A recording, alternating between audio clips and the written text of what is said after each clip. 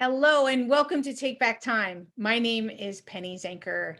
And, I am always looking for people, as I talk about every time I start my show, for people who are going to, challenge us and give us some new perspectives and give us a prod and a poke where we need it so that we can work smarter. So I'm excited today to, this woman says she is not effing around. So Dr. Amanda Barrientez, said basically she is a business consultant who helps coaches and online entrepreneurs. They align their energy, which I talk a lot about too, mindset and habits to attract money using her proprietary NFA Money Maker Methods. So she's got special methods that can help us to attract more money, and that would be working smarter, right? So I'm excited to hear what you have to say. Welcome. Hey, Penny, thanks for having me here. Sure. So can I call you Dr. Amanda, or what's the right way to Amanda's fine. All right. Yeah. So tell me, people are always curious, right? When you say, I've got this method to help you make more money. So everybody's perked up and their ears are out and they're on the edge of their seat. So, how did you come upon this method, and why was it important to you to create and get out there?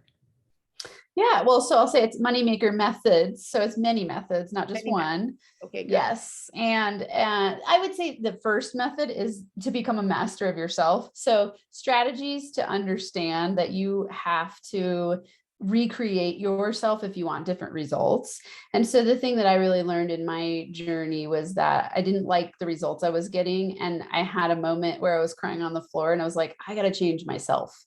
And why do we always have to be crying on the floor when we make that decision to change ourselves? Right. You know why? Because we are too comfortable until we get so uncomfortable. And then we go like, okay, I actually have to change.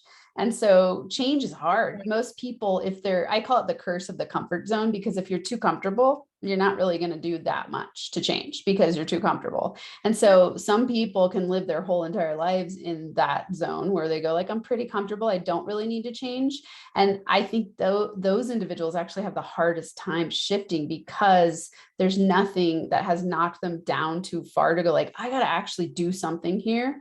Now, I don't have to be on the floor crying to make changes, because I see the power of how easy it can be to get the outcome you want when you just decide to change yourself instead of having something knock you down to do it.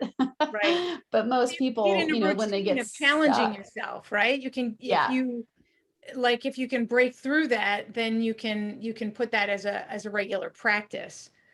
Totally. Yeah. I always like to say you choose your challenges. As you learn these tools, you choose challenges instead of have things knock you on your butt to help you change. Yeah, I think we would like that. Many people should probably shaking their head on here. I would like that. Yes. Yes.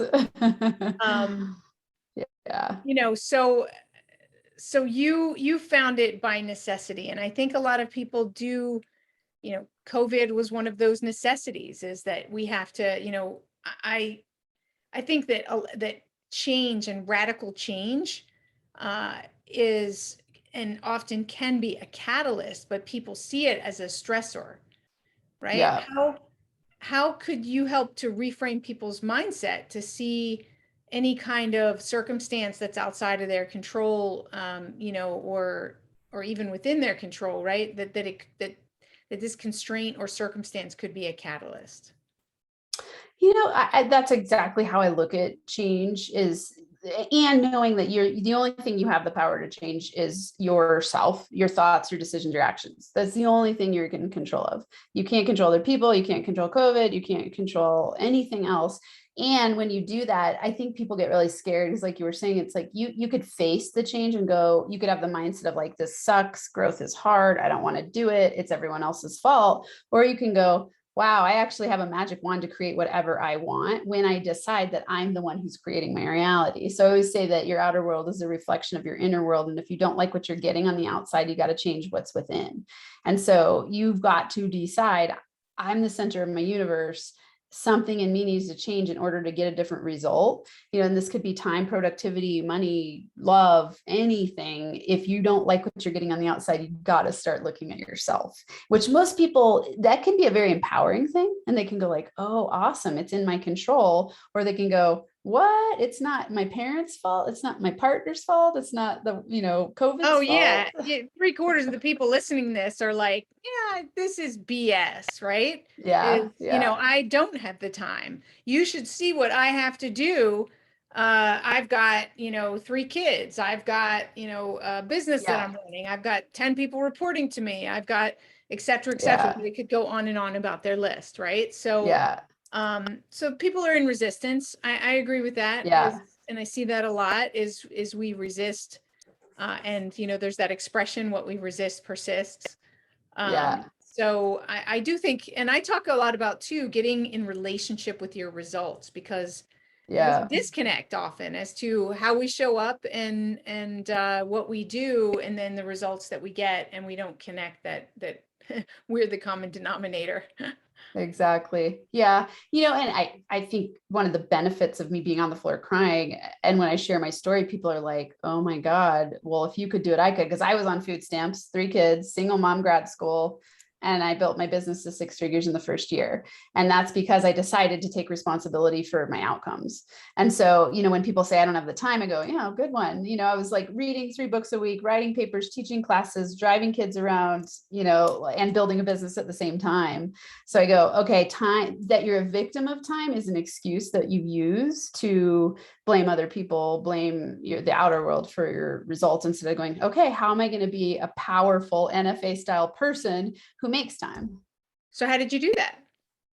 I started by listening to podcasts. And so I always tell people, we talked at the beginning about energy and mindset alignment. Everything comes from the way that you think and believe and how you feel. So whatever you get in your results is based on your paradigm of believing and thinking.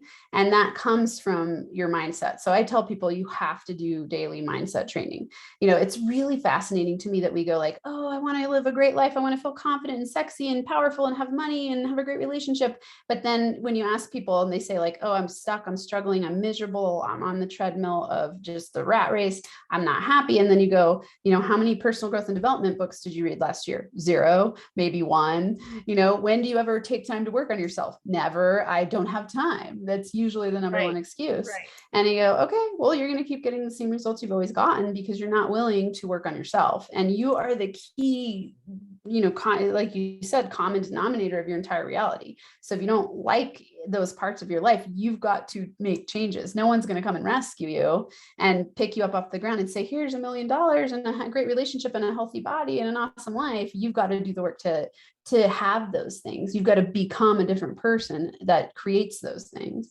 So I think there's still a lot of people thinking, well, I don't understand. I care about personal growth, but I still don't have the time. I don't know how you make time or money out of that. Right? That's what they're saying. Yeah, maybe. So how do you, how do you help them understand it? I don't. I say to people, you got to be hungry, you got to be ready, you got to make a decision, you got to commit and recommit every day. I don't talk people into making time and using it. Like if someone comes to me and they're using that excuse, I say, okay, awesome. Go on your merry way and keep creating the life you've got. Like if you're going to hang out with me and you're going to work with me and you're going to learn from me, you're going to decide, okay, teach me how to create the time and optimize my time and be more productive and enjoy my life and do what I love and get paid to do what I love. Mm-hmm. Like you got to be ready. I'm not one of those people that rescues people from their victim mindset. I'm one of those people that goes, come see me when you go like, oh my God, I've been stuck in a victim mindset. I'm ready to change. So you got to be ready. You've got to be ready. No one can make you ready but yourself. Right.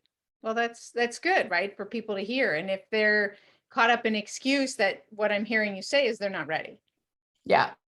Yeah. They're not in a pain yet. Not a pain or not a connection or not enough desire, right? Sometimes exactly. It's pain or desire. Too comfortable, just too comfortable, right? Too scared. They could be scared. I mean, fear plays a huge part, but these are all excuses we use, right? Like we go like, I'm scared, and usually that's not the conscious thing. The most common one, and I love that it's, we're talking about productivity and time, is because that is the most common excuse. I don't have time. You know, and I go, okay, everyone has the exact same amount of time in a day. So how is it that some people are incredibly productive and have a lot of free time, and some people feel like they're overwhelmed and overburdened all the time? You know, it's a mindset shift, and it's once you have the mindset shift, your habits follow, and it goes together, right? They feed, it's a self-perpetuating feedback cycle. So once you decide, I'm going to do something different, I'm going to start becoming a master of my time, I'm going to do things a little bit differently, and you take small strategic actions that over time lead to autopilot habits that get you in a new direction, then it gives a feedback loop, because you start to feel better. And then you go like, oh, I actually do have some power here. And so you've got to start somewhere. So when people are really stuck, I give them, you know, I like to think of them as micro shifts. Like you're micro shifting your mindset, your energy, your habits. You're not going like, oh, I'm on the couch stuck, I'm 50 pounds overweight, my money is I have no money, I don't feel good about my relationships. You don't go from that place to like, I'm going to go run a marathon and make $1 million this year and, you know, find the love of my life. You got to take small steps. And so you got to start somewhere. And the easiest place to start is go like, start getting do one thing every day that brings you joy, one small thing. And so go that's like, okay, one of the things, that strategies that you help people is making that micro shift around bringing more joy into their lives. absolutely. Because joy is such a high frequency. So you go, I always have a drop ad list. So if people go, what do you hate doing? What's misaligned? What sucks your energy? What do you love to do? What gives you energy? What inspires you? The things on your drop list, start dropping, automating, or delegating. And on your ad list, do more of that every day. It's like the simplest habit shift. You know, I have a sticky note somewhere here, because I have a lot of sticky notes around me at the moment. I'm trying to clean those up. But one of them says joyification. Yeah, Because I I'm in a love it. joyification process.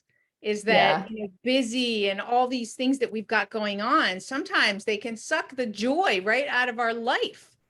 Busy yeah, sucks the joy out of our life. So we have to so take it back. true. We have to take it Yes, back. So I am 100. I love that. That's the number one thing, is just to find those pockets yeah. of joy. Yeah, I love that. It's funny. It's just this morning I was writing down Your notes exactly what you're talking about, which was that busy joyification. piece. Nice. I love it. Yeah. Yeah. It's that busy piece. Because when you're in a state of busyness, you can't even slow down enough to go what's working, what's not, which is the drop ad list. Right. And when Right. you make the time to do those things, and I want everyone to hear this, you make time for what's valuable to you. You will. You know, I love that. I always use the analogy, like if I gave you 2 tickets to your favorite concert, but you've got other stuff to do, you're going to find backseat tickets, right? Like backstage with your Yeah. favorite Yeah. performer, you get to meet and greet them. You're going to find a way to cancel, change, whatever you need to Yeah. do to be at that concert, right? We do. We know how Yeah. to do it.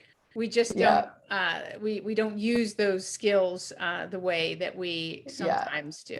Exactly. So like in that, and it's an incredible example, because we will, you know, so for whatever we highly value, we will make time for it. Right. Right. Like, let's say you're a parent and you have kids and they're in need. You're going to make time in your Of schedule to everything. go help them. Like, you'll drop everything for it. Right. Yeah. Because you highly value your kids. So why don't we highly value ourselves enough to make time to nurture ourselves, take care of our bodies, learn how to become masters of ourselves? Because you're the one central part of everything you get in your life. Absolutely. You know, that's the number one thing that I do, is I decommit. I drop things as soon as I start feeling like I'm Yeah. overwhelmed, like, you know, there's too much going on. Yeah. I'm in the practice of noticing, right? So as soon as I Yeah. notice that, I start to drop things. I start to go, that's not really necessary for me to do today or tomorrow or this week. Let's move it. And Yeah. so that's like one of my favorite things to do, is to reorganize, because it just the act of doing it and taking it off my schedule is Yeah. like Yeah. I allows me to love breathe. that. Yeah. Yeah. I love it, because you said decommit, right? Is that what you said? Decommit. Yeah. So it's like, We make I too was many just talking to commitments. someone So about, yeah, like, it's the recommitment every day. So you've got to commit to something and recommit. And then the drop is the decommit. the You know, it's decommit. like decommit to things that are not bringing you joy, decommit to things that are sucking your energy, decommit to the things that are shoulds, decommit to the things. That's how you make time. Yes. And time is powerful, because time is money, right? Time, and the reason we want money is because we want time freedom. But we always think once I have the money, I'll create time freedom. It's the opposite. You create the time freedom, the money comes because you're doing what you enjoy, and that's a magnetic frequency. Right. Right. It Yeah. makes sense. Are you guys getting this? Hello? Hello? I mean, the name of the show is Take Back Time, right? So I think that's the beautiful paradox that you just said is, that we go from a perspective of when I have more money, I'll have more time. But it Yeah. doesn't work that way. It does not work No. that way. So do yourself a favor and make time now. Yes. Time now. Yes. So what other, I'm curious, what's your definition of productivity and why? Say, God, that's a great question. I would say that it's actions that bring you closer to fulfilling your vision in life and business. So it's, true productivity is not busy work. It's strategic decisions and commitment and actions that every day get you closer to fulfilling your vision. And in that vision that's always expanding, it's you going, "Ooh, I learned more about myself today. And I love what I'm doing. And I get to be in my zone of genius and I get to play." And it's like productive actions that lead to fun and joy. That's, to me, that's the power of productivity. It's not just for the sake of going, I checked a whole bunch of boxes because I feel bad if I'm not busy, because I have a guilt complex and money blocks around thinking I have to work hard to make money. Right. So, I want to step back because I think a lot of what we're talking about, a lot of entrepreneurs can appreciate, but there are people also who are listening who are in the corporate world, right? So they're not their own Yeah. boss. They don't have as easy chance to decommit on things as I might or you might. Do you have some, I mean, joy, everybody can find joy, right? So that's for everybody. Is there something specifically that you would recommend for people who have bosses and have less flexibility of some of the things on their schedule? Yeah, boundaries and learning to say no, huge in everybody's life. If whether you're an entrepreneur or a CEO or anyone in any career, in any situation where you're working with people, you got to learn boundaries and you've got to learn to say no to things. And this is again like a drop list, right? Saying no is one of the most powerful ways to be productive in your highest inspirations. And so, of course, if you're at work, you can't say no to your boss about Right. everything. And yet, people don't think they can say no as much as they actually can. So, I work with in my one-on-one coaching, I work with some CEOs and teach them how to say, is this in my highest ROI action for what you've hired me for? Or are you just filling my plate with busy work that could actually be given to an assistant or somebody else? Because the interesting thing about people who are busy and productive, they're the first ones that want to be asked to do more, because they will always say yes and fit it in, because they're good at a lot of things, because they're good at getting things done. And if you keep filling your plate with all the busyness and the just, kind of the list of nonsense, then you're going to always feel overwhelmed, overburdened, and people are going to keep piling it on. So you've got to learn, no, this is what I do best. This is what you hired me for. And here's where we need to have somebody else to take over these roles so that I can be powerful in my zone of genius. And in companies that are the most powerful, they know how to delegate well. They create leaders out of leaders, and it's people who can communicate that and know, like, here's my zone, here's what I'm amazing at, and here's what I need to drop, automate, and delegate. And that creates time for people, and it creates energy, and it creates expansion for themselves and the whole company. So what I'm hearing is, and I don't know that I've made this connection before, but what I'm hearing is that it's a little bit of a self-worth question, right? Because when I'm in my self-worth, I don't see it as saying no, because sometimes you don't have to say no. You can ask for clarification. Like, what is it, what is it specifically? Like, maybe can this be broken down into different parts, right? We don't ask enough questions and get enough clarity around it. Is this the best thing for me? Would you rather that I do this over this? Sometimes it doesn't, Right. you don't have to come with a definite no, but you can say, I can only do one of these, which is more important to you? And you might say, I'm better at this. Let's have someone else do this and make a suggestion. But as I was thinking it through, I mean, I think that not setting boundaries has something to do with our self-worth. Would you agree with that? Oh yeah, absolutely. Again, it links back to the time thing you were talking about, where we say, where we value, we will make time for what we value. If we don't value ourselves, we don't make time for ourselves. If we don't value ourselves, we say yes to everything. So I love what you said. It's about, instead of, you could even rephrase it as, learn to say no. You could rephrase that as, don't always go to the automatic yes. Right. Yeah, So, just ask so more it's questions. negotiate, ask questions, go, hey, well, so I've got this much time on my plate. Do you want me to do this or this? What do you prefer? You're my boss. If that's what you want me to do, well, then I got to offload some of these other tasks that you've created for me. Right. So that takes somebody who has self-worth, and boundaries are 100% tied to self-worth. Because people who don't value themselves don't know how to, they let other people's emergency become their urgency. Yeah. And so then they feel inclined to say yes to everything. When you start to develop your self-worth, you charge what you're worth. You say, you're able to set boundaries. You're able to ask questions, get clarifications, instead of just automatically going, I got to say yes to be liked, to stay in this position, to prove myself. It's a proving of self type of thing. It's proving of self. It's also, I get it, like, I also see it as a come from of wanting to please, wanting to be there for other people and so forth. But, at what cost? Right. Again, so that's self-worth. It's self-worth though, right? Because if you're pleasing other people at the expense of your own sanity, right. You don't value yourself. Right. Yeah. Yeah. And this shows up big time in anyone who's in a career and entrepreneurs all the time. It looks like imposter syndrome. And imposter syndrome, you don't value yourself because you've got to prove yourself, which means you've got to say yes to things and do things you don't want, and then undercharge, over deliver, and you're always burnt out, not having enough time. Yes, for sure. There was something that just came to my mind, and it'll come back. I lost it. It'll come back at the right moment.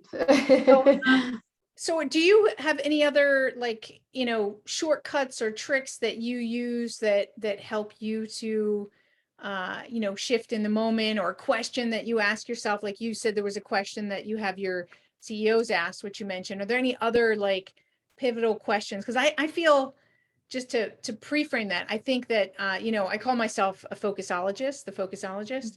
I love it because yeah, it is a question of those simple shifts, and a question can shift our focus entirely, right? It can change our come from and direct our focus in different directions. So I'm a big fan of changing the questions that we have. The questions that we have aren't getting us the results that we want. Back to your point about results.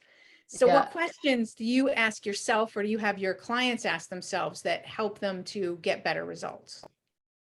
Yeah, I'll give you the simplest one. And it's interesting because I'm thinking back, it was the very first YouTube video I ever did. It was, I think I called it the ultimate mindset switch strategy. And it's 3 words, very simple. How can I? So how can I? And then, so you could go, how can I take back time? How can I create more time? How can I drop the things I don't enjoy? How can I find more joy in my life? How can I make more money faster? How can I talk to my boss about this issue? It's because what happens is, instead of going, can I, or I don't know what to do, our brain gets into this mode of like focusing on the problem. And when we're in problem mode, we attract more problems to us and we feel stuck.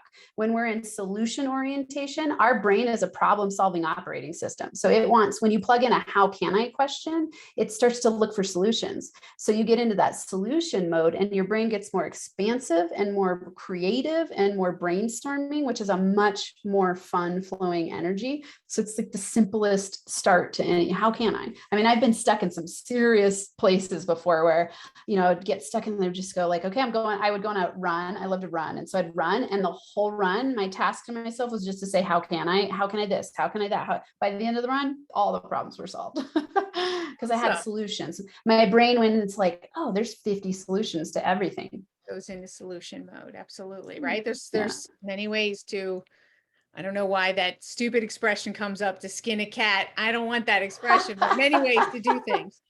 Yes. Yeah, I always say there are a million ways to make $1 million. A lot of us, my business is focused on helping people heal their relationship to money so that they can charge what they're worth, feel good, make easier money, have time freedom ultimately. Right. And so it's like, you go like, I want to get into solution orientation mode, and I want to know that there's always solutions to everything. And it's just shifting your brain and training it in the direction of being solution oriented. Absolutely. I'm a huge fan of that as well, because we get stuck in the problem sometimes, and we're human. Yeah. It's okay. Just recognize it, be a noticer, and recognize where you are and notice what's going on and what you're focused on so that you can shift that focus. Sometimes I find if you add before the how can I, if you add even though, and then you say what the problem is, so you acknowledge it, right? The challenge or whatever you're stuck in, even though I don't have any money, how can I still go to that concert, right? So I find that also helps people to give it an acknowledgement, but then also shift, right? It has both sides of the shift. Yeah, I like that. It's similar. I say, until now, I've been feeling this. How can I shift in this way? Right. Yeah, it's a really, and because what we tell ourselves in our brain is incredibly powerful. Anything you say after the statement, I am, is going to program your subconscious mind with your belief system. And then your reticular activating system, which is a part of your brain, tracks to prove to be true what you're believing and thinking, whether it's subconscious or conscious. And so if you say, I'm struggling, I don't have enough time. Okay, so here we're talking about time. I don't have enough time. You keep programming your brain with that. You are creating that in your reality because you're looking for that to be true. And so you've got to reprogram your brain in a different direction. And it's just a habit. At first, it's hard because you're so used to doing the negative and you're so used to focusing on the problems. Once you start training in a direction, it gets easier and easier and easier to where that becomes your new autopilot habit. So just like any habit formation and change, you got to do it day by day, step by step, and it gets easier and easier. And then all of a sudden you notice like, oh my God, I think completely differently. Like when I was on food stamps and not making any money and freaked out, I had a lot of work to do because I had a lot of negative programming in my brain. I was in the super victim mindset mode. And so it took daily, consistent, like reprogramming. And every time I caught myself, you're talking about the power of noticing. It's like, I would just notice and I'd be like, okay, wait, stop, do something different, think something different, turn on a podcast, right? Break pattern, right? It's just a pattern of thought, just like running a CD, a record, whatever.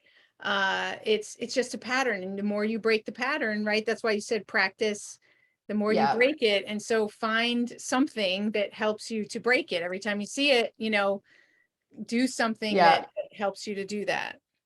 Yeah, exactly. Awesome. So it looks like our time has come to an end. So, because we, everybody, first of all, we had great nuggets, great conversation. And at the same time, people's attention span gets a little low and more than this, and they won't put it into practice. So where can people reach you, and tell me, where they can go and get more information about you and what you're doing? Yep.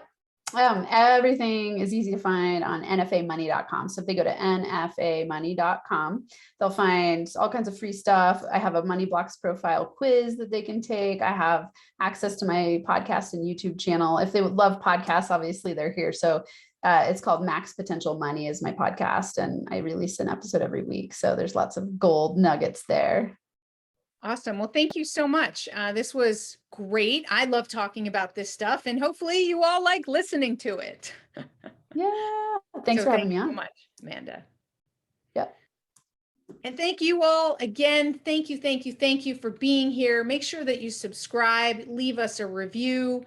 Go check out Amanda's site and take that quiz and find out where you are right now. That's a way to notice, right? Is to take a quiz just to give you some heightened awareness. Some great tips today, focusing on some better questions, really getting in relationship and understanding, what's working and what's not working. Very simple, practical tools, right? Just add a little bit more joy to your life. Join me in the joyification for the coming year. So thank you all. My name is Penny Zenker, and this is Take Back Time. We'll see you in the next episode.